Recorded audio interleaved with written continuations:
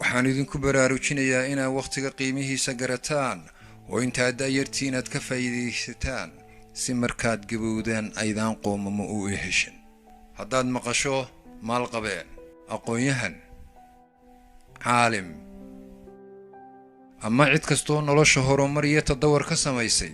iskama noqon waxa ay noqdeen waxa ay ku noqdeen ka faa'iidaysiga waqtiga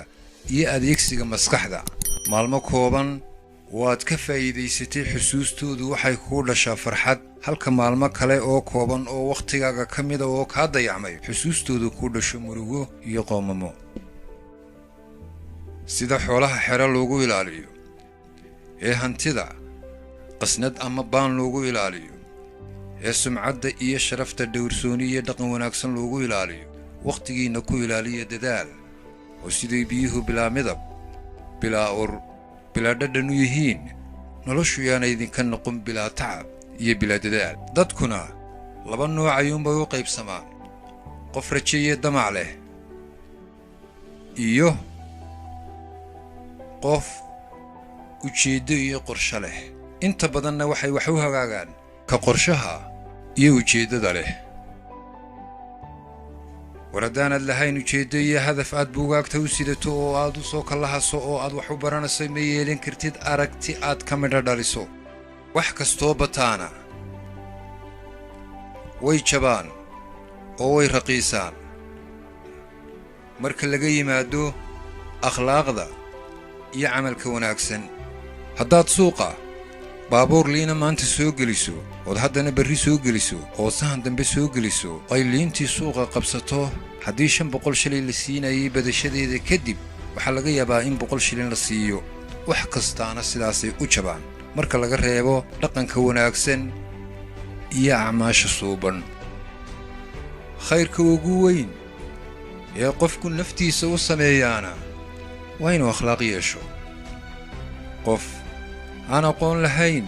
oo aamusani wuxuu ka fiican yahay qof aqoon leh oo aan akhlaaq lahayn sida geedka hadhka fiican leh dadku u jecel yihiin inay hoos fadhiistaan ayay qofka wanaagsanna u jecel yihiin inay la rafiiqaan afka wanaagsanna waxa ka fiican dhaqanka wanaagsan in dadku runta sheegisteeda kugu nacaanna waxa ka xun in beenta sheegisteeda ay kugu jeclaadaan siday cagtaadu dhulka meesha boodhka leh raad ugaga tegayso ayuu dhawaqa iyo codka afkaaga ka soo baxayaa dhagaha dadka saamayn ugu yeelanaya markaa ha isku dayin inaad codkaaga kor u qaaddo oo aad qayliso waxaad se isku daydaa inaad habfikirkaaga kor u qaaddo mar kastood habfikirkaaga kor u qaaddana waxaa isbeddelaya habdhaqankaaga mar kastoo habdhaqankaagu isbeddelana waxaa isbeddelaya habnololeedkaaga dadkuna intay aqliga ka fikiraan waxaa ka badan intay indhaha ka fikiraan noloshu ma dhammaato balse way isbeddeshaa fursaduhuna ma qarsoomaan balse way dayacmaan 7 maalmood ee toddobaadka ku jira miyay kaa wada farxinayaan sow maalin kugu adag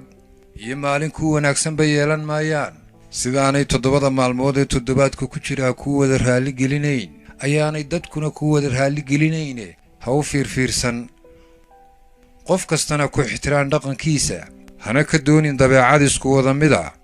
waayo ma jirto dawo dadkoo dhan si isku mid u wada dawaysaa iyagoo xanuunkoodu kala duwan yahay haddaad iminka hawl wanaagsan qabato dadku ma ilaawayaan hawsha wanaagsan ee aad qabatay mana xasuusanayaan waqtiga aad ku qabatay intuu leekaa iyo dhibta aad ka soo martay sidaa darteed iska ilaali fudaydka iyo degdega si hawl kastood qabataa u wanaagsanaato waxaa laga yaabaa inay idinku jiraan inama farshaxanka iyo sawir-gamceedka ku fiicani haddiiba ay dhacdo oo lagu yidhaa bal doqonnimadu siday u eeg tahay sawir ku muuji waa suuragal inay kugu adkaato sidaad u ekaysiin lahayd laakiin doqonnimadii iyadoo da'yar oo aan daalayn oo aan nasanayn ayay 24 saacadood ku soo hormartaa mar haddii baraha bulshada ay ku murmayaan